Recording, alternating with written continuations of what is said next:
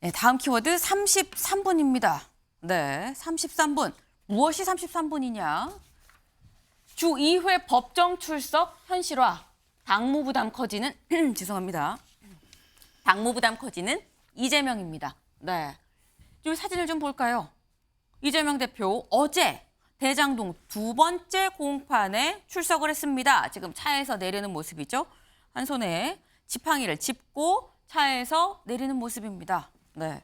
어제 올 것이냐 안 올 것이냐 얘기가 있었는데 왔습니다. 일단 이재명 대표 어제 출석한 모습을 영상으로 보고 얘기를 좀 이어가 보죠.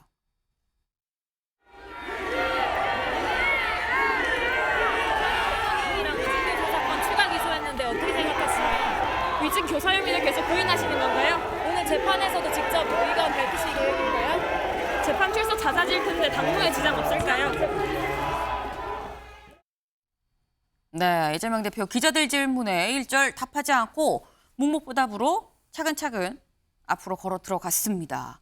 법원으로 대답 없이 들어갔다라는 건데 근데 일단 사진도 그렇고요. 영상도 그렇고요. 보면 단식을 막 끝냈을 때의 그때 모습이랑 비교하면 좀 약간 살도 좀 오른 것 같기도 하고 건강을 많이 좀 회복한 것 같다라는 생각이 듭니다. 그래서 이재명 대표 네 들어가서 다음 기사 보겠습니다. 주 2회 법정행, 구속 피하자 재판 리스크. 요 기사 말고 다음 기사 좀 볼까요? 네, 8시간 재판 이재명 직접 33분간 혐의를 부인했다라는 건데 8시간 재판이었습니다. 8시간 재판을 다 받았다. 33분 동안 본인이 직접 혐의를 부인했다라는 건데 이상식 실장님. 네. 이재명 대표 상당히 건강을 회복한 걸로 보입니다. 예, 이재명 대표 뭐 본인의 중요한 그 신상에 관한 문제니까 네. 직접 가셔가지고 직접 저렇게 이제 재판에 직접 임하시는 거죠. 저는 지금 주목하는 부분은 뭐냐 하면은 지금 검찰이 왜 위정교사 부분만 또 분리 기소를 하느냐. 네. 저는 이게 중요하다고 보는데 저는 지금 검찰에서 이재명 대표 죽이기 시즌2에 돌입했다. 저는 이렇게 보고 있거든요. 왜냐하면 지금 검찰에서 짜는 프레임이 이재명 대표를 계속해서 자주 법정에 출석하게 함으로써 이제 당무를 어떻게 보겠느냐, 뭐 저런 또 모습을 연출하는 거 저런 걸 보여주면서 네. 대표직을 계속 유지하기 어렵지 않겠냐 하는 이런 프레임을 그런 걸로 저는 이렇게 보거든요. 왜냐하면 보통 사람의 경우에는 얼마든지 사건을 병합해가지고 우리 수사에서도 그렇고 재판에서도 그렇고 네. 편의를 봐줍니다. 한 번에 법원 출석할 수 있도록 한 번에 경찰서 출석해서 조사를 받을 수 있도록 해주는데 네. 왜 이재명 대표라는 저는 공당의 대표이시고 여러 가지 막중한 업무를 처리해야 되는데 저렇게 자꾸 재판에 자주 나오시게 해가지고 저런 프레임을 거느냐. 저는 저게 이제 이재명 죽이기 시즌2라고 보고 근데 중요한 것은 뭐냐면은 그 시즌1에서는 주역이 검찰이고 검찰이 강력한 권한을 가지고 있었지만 이제는 네. 그 심판관이 법원이다 이거죠. 그래서 절대로 저 속편은 성공할 수 없다. 시즌2는 성공할 수 없다. 시즌1이 성공 못했지 않습니까? 영장이 네. 기각됐는데 그보다 약한 시즌2가 절대로 성공할 리가 없다. 저는 이렇게 보고 있습니다. 네, 이재명 대표의 건강을 여쭤봤는데 위증교사 혐의로 분리기소한 걸 일단 열심히 또 말씀을 해주셨어요. 네, 위증교사 혐의 어제 이제 분리기소를 했다는 소식도 좀 같이 전에 저희가 드렸었는데 관련해서 어쨌거나 검찰의 속편은 성공할 수 없다라는 말씀을 지금 또 해주셨습니다. 근데 일단 건강이 많이 회복한 걸로 보이고 재판도 8시간 동안 지금 받았고 직접 33분 동안 본인이 혐의를 부인하는 발언을 했다라는 건 김영배 의원님, 당무는 언제 복귀하는 겁니까? 어저께 저도 건강 확인을 좀 해보니까 네. 생각보다는 회복이 조금 더디다 그래요. 네. 그러니까 어저께 8시간 하면서도 저녁을 못 먹고 재판을 계속했다고 하는데요. 네. 사실은 조금 더 일찍 복귀를 할 생각이었는데 이번 주라 그랬었죠. 예, 그게 이제 본인 건강이 생각보다는 조금 아무래도 그 전에 성남시장 할 때 단식할 때보다는 네. 나이가 좀 더 아무래도 세월이 지났기 때문에 그런 것 같습니다.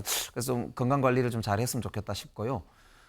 당내에서는 아무래도 재판 리스크다 이런 이야기가 뭐 있긴 합니다. 네. 그리고 이제 앞으로 현실적으로 일주일에 2번 이상 재판에 출석을 할 경우에 발생할 수 있는 공백 뭐 이런 거에 대한 우려도 있는데요.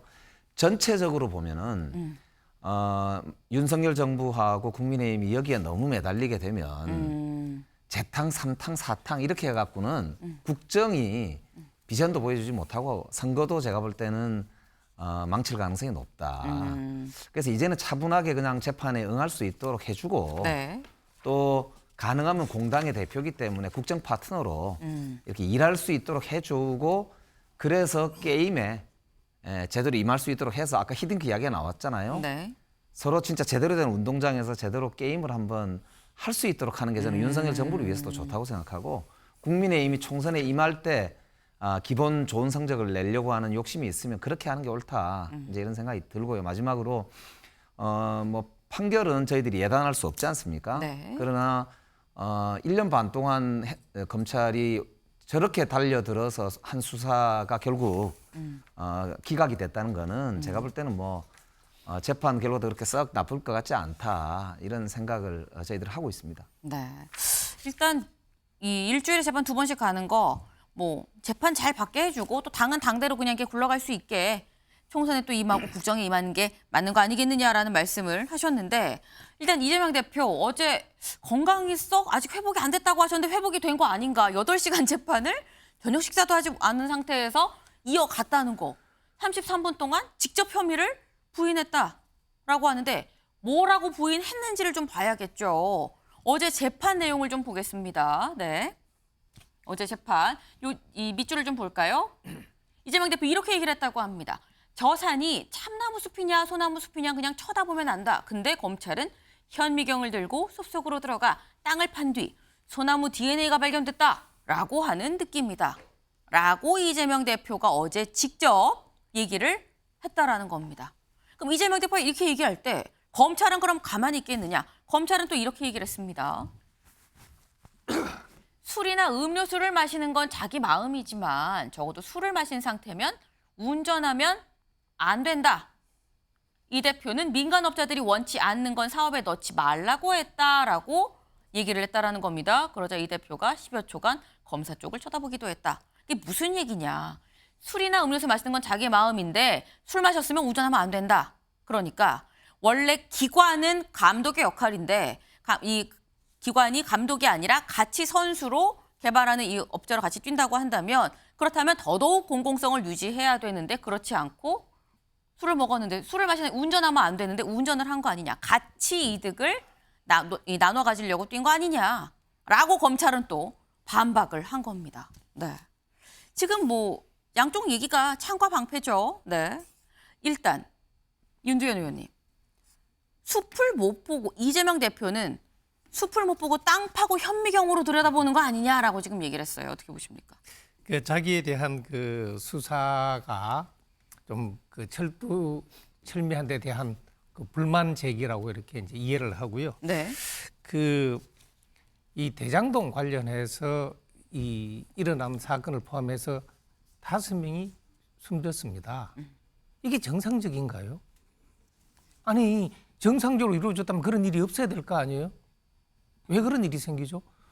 전혀 모른다는 사람하고 해외 가서 골프도 치고 사진도 있고 그러니까 그걸 가지고 검찰이 과잉 수사했다라는 말에 얼마나 공감할 수 있을까요? 그다음 이 영장 기각이 자꾸 무죄인 것처럼 이야기하는데 영장 기각 내용 보세요. 일부는 혐의가 입증 이미 됐다라고 돼 있습니다. 네. 그럼에도 불구하고 구속하지 않는 것은 야당 대표라고 해서 했다고 이야기가 있습니다. 그래서 시즌 2, 시즌 1 뭐 성공 불성공 하는데 그것이 아니라 네.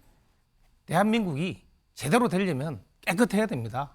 부정부패 없어야 대한민국이 바로 설 수 있습니다. 그 작업의 하나라고 봐야 되지. 이것을 자꾸 정치적으로 보니까 이상하죠. 정치적으로 보는 사람이 정치적인 사람입니다. 네. 짧게 여쭤보면 이상식 실장님. 네. 그런데 반면 보수에서는 뭐라고 얘기를 하냐. 검찰은 뭐라고 얘기하냐. 아까 공공성을 상실했다.